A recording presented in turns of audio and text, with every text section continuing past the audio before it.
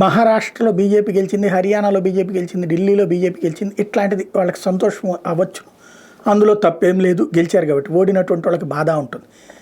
కానీ నాలాంటోడికి ఉన్నటువంటి ఫీలింగ్ మాత్రం పశ్చిమ బెంగాల్, పంజాబ్, కాశ్మీర్, ఈశాన్య రాష్ట్రాలు, ఈ ప్రాంతాల్లో ఖచ్చితంగా భారతీయ జనతా పార్టీ విజయం అవసరం.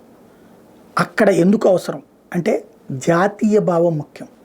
అక్కడ లోకల్ వాళ్ళు అవతల ఉన్నటువంటి దేశాల వాళ్ళతో స్నేహాలు మెయింటైన్ చేస్తారు, బంధుత్వాలు మెయింటైన్ చేస్తారు. వాళ్ళ అవసరాల కోసం వాళ్ళు అక్కడోళ్ళు యువతలకు వచ్చినా పట్టించుకోరు, సహకరిస్తూ ఉంటారు. అందరూ కాదు, ఒక 20-30%. వాళ్ళని చూసి చూడనట్టు ఉంటే ఏమవుతుంది, అదే దేశ భద్రతకు ముప్పు అవుతుంది, దేశ సరిహద్దులకు ముప్పు అవుతుంది. పంజాబ్ ఇప్పుడు అలాంటి పరిస్థితి ఎదుర్కొంటుంది, బెంగాల్ అలాంటి పరిస్థితి ఎదుర్కొంటుంది, కాశ్మీర్ అయితే ఆ ప్రాబ్లమ్ని కొంతవరకు సాల్వ్ చేశారు. ఎందుకంటే మరీ అది సరిహద్దే కానీ అవతల నుంచి యువతలకు రావడానికి అడ్డాలు ఉన్నాయి.